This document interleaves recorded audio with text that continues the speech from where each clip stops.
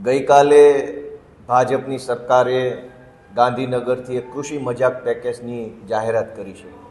આ કૃષિ મજાક પેકેજની જો આપણે વાત કરીએ તો એ ખેડૂતોની મજાક ઉડાવવા સમાન રકમની ફાળવણી કરી છે। આંકડો મોટો છે, 10,000 કરોડ।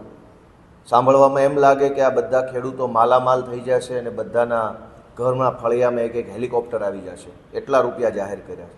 વાસ્તવિકતા એ છે કે આ કૃષિ મજાક પેકેજના માધ્યમથી સરકારે જાહેર કરેલી રકમથી માત્ર ને માત્ર આત્મહત્યા કરવાની ઝેરી દવા ખરીદી શકાય એટલા રૂપિયા હાથમાં આવવાના છે। ખેડૂતને દવા, ખાતર, બિયારણ, મજૂરી, ટ્રેક્ટર ચલાવવું વગેરે વગેરેનો જે ખર્ચો થયો છે એ ખર્ચા કરતાં પણ ઓછી રકમ ખેડૂતના હાથમાં આવવાની છે। એટલે કે ખેડૂતના હાથમાં જે રકમ આવવાની છે એ મજાક સમાન છે। એનાથી માત્ર આત્મહત્યા કરવાની દવા ખરીદી શકાશે, વધારે કોઈ ફાયદો થવાનો નથી। એક બાજુ ખેડૂતોની મગફળી પલળી ગઈ છે, એ પલળેલી મગફળી છે એ ટેકાના ભાવે લેવામાં આવશે કે કેમ એનો સરકાર પાસે કોઈ જવાબ નથી। ખેડૂતોનો ઘાસચારો, પાલો પલળી ગયો છે તો ઘાસચારાની સહાય, પાલાની સહાય મળશે કે કેમ એની કોઈ ચર્ચા કરવામાં આવી નથી। અનેક ખેડૂતોના જમીનમાં ધોવાણ થયેલ છે, એની પણ કોઈ ચર્ચા કરવામાં આવી નથી। ખેતર જેણે ભાગવું રાખ્યું હોય એ ભાગવું રાખનાર ખેત મજૂરને આમાં શું મળશે એની પણ કોઈ ચર્ચા આ કૃષિ મજાક પેકેજની અંદર કરવામાં આવી નથી। કુલ મળીને અઠવાડિયા સુધી ખેડૂતના ખેતરે જઈને ફોટો પડાવવાનું કારસ્તાન કર્યા પછી મુખ્યમંત્રી પોતે ફોટા પડાવવા ગયા, મંત્રીઓ ફોટા પડાવવા ગયા, બધાએ ખેતરે ફોટા પડાવ્યા પછી છેલ્લે આ કોથળામાંથી બિલાડું કાઢવાની વાત છે।